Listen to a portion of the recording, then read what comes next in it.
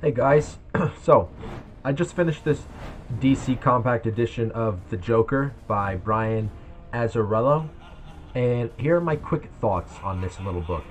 I liked it a lot, but I felt like the end kind of fell flat. It was going somewhere, and it looked like Azzarello kind of lost his steam when he had to conclude the comic. I would say that I think if this had more, like if they let Azzarello do more on the story, he would have probably come up with a way better conclusion than what he had in this version.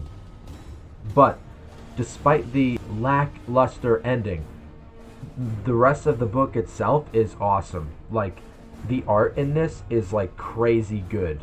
Now, I saw reviews about this, and I saw complaints that people were making about it that, oh, it's too edgy.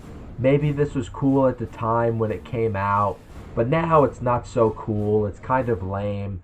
Another guy said, oh, well, it's just the perspective of one of his goons, and that's it. There's nothing else to this comic, and it's just the art that's good. I'm going to have to heavily disagree with those critiques. Well, this comic came out in 2008. The Joker 80th Anniversary, 100-page super spectacular. You know, I could see a lot of things that were in this one book, right? So, Brian Azzarello was definitely inspired by Heath Ledger's Joker. You could see a mix of the Arkham Joker, the way the artists were drawing him in here. And I love that Harley Quinn is in this too, but she doesn't talk at all. Like, she's just there, totally the Joker's bitch, pretty much. They drew her really good in this. And you literally see a scene where the Joker is like about to have sex with Harley Quinn. Like, so they were going for more of a realistic, grimy, thriller, crime, noir-esque movie like this. And I would say, like, if Heath Ledger's Joker had a book, I would think this would be a pretty cool, like, little thing of it, because some of the dialogue in here sounds like it came straight out of The Dark Knight, like about how it's not about the money, it's death is a punchline to him, lines like that.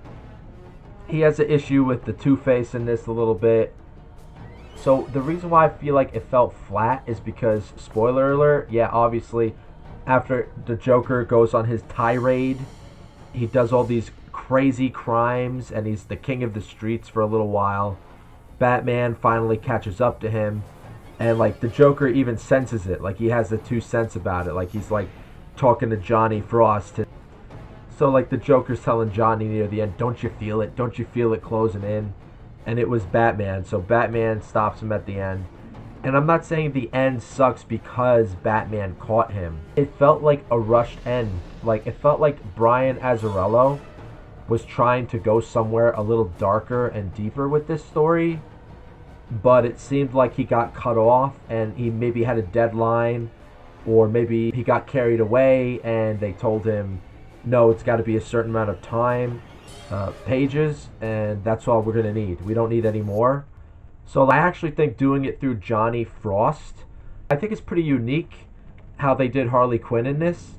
There's a part where the Joker is having a meeting with Two-Face, like he's been having this, like, kind of little war with Two-Face just because Two-Face didn't answer the phone when the Joker called him back when he came back from Arkham. So he took that as a slight and started a whole war over it. So they're at the zoo. It looks like Two-Face has the upper hand, right? And the panel shows an ape in the zoo cage looking at them while they're talking. But it's not an ape. It's Harley Quinn in an ape suit. She fucking massacres all of Two-Face's men with a machine gun. With a Tommy gun, literally. Like old school Al Capone style. That's pretty badass. The Joker movie that we did get with Joaquin Phoenix is fucking stupid. I stick with that. When I first saw that movie, I hated it. And I watched it a second time, and I couldn't even finish it. Like, I'm like, what the hell did everybody see in that movie? It sucked. It was terrible. I would have preferred a Joker movie in this light. or maybe like a Heath Ledger like Joker, and with the Harley Quinn, like in this manner. The Joaquin Phoenix one was a joke. I'm sorry. I don't know what people like about that movie. I couldn't stand it. I don't even bother to go back and watch it again. And I like a lot of bad movies. I think that was so overblown. And, you had the controversy like, oh, the Joker movie is going to inspire white supremacists to do bad things or whatever. Like, that was just a bunch of bullshit to get people to go to the movies and see it, I think. And it wasn't even that good. I think it sucked. And they have the excuse like, oh, well, it's not in the main universe of DC. It's an Elseworld story. Wow, how convenient.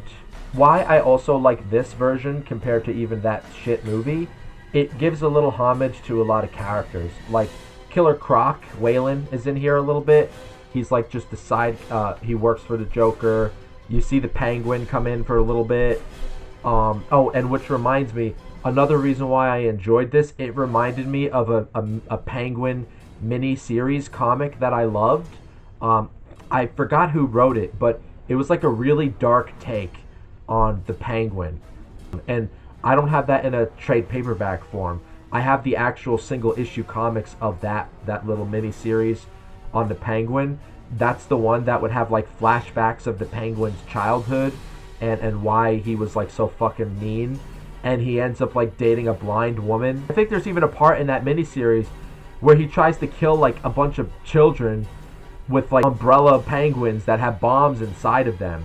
I mean, this is really gritty. Actually, if you didn't tell me this was 2008, I might have mistaken this for a 1990s comic book. 1990s had a lot of gritty, mean, dark, storylines and art styles. I think this inspired the Jared Leto Joker too a little bit. You guys remember that scene in the Suicide Squad where he's surrounded by knives? There's a scene where he's like, he was just sitting in the dark surrounded by pills. Oh, here's the Harley Quinn sex scene. Johnny is walking in the hall. The door is cracked a little bit. He sees like the Joker like fucking, feeling up Harley. This is fucking manly. The Riddler shows up in this. Tattoo question marks around his belly mark. Something happened to his back or hip and he's walking around with a Riddler cane. Here's just another panel of Harley over here in her. She looks so fucking cool. I actually like that she's a bit more subtle in this. It reminds me actually of Gotham. I like the guy who played the Joker in that. Harley Quinn was in it a little bit, but she was quiet and she had like all these like super Mortal Kombat moves and stuff that she was able to use. She didn't really talk much. I didn't like how they made her look though. But Brian Azzarello, good job on this. I think this is a very unique take. It's better than what there was a Rosenberg Joker that DC was putting out a couple years ago that I was reading issue by issue, and that was trash. And it's funny because that run that Rosenberg was writing at the time, issue 1 was actually really cool, but then after that it just went downhill and just got really stupid. So this one was consistently good throughout the entire read. The ending being lackluster is forgivable because most of this was really good and I could see he must have been rushed at the end to finish it. But yeah, that's my thoughts. Thanks for listening. Like and subscribe. Let me know what you think.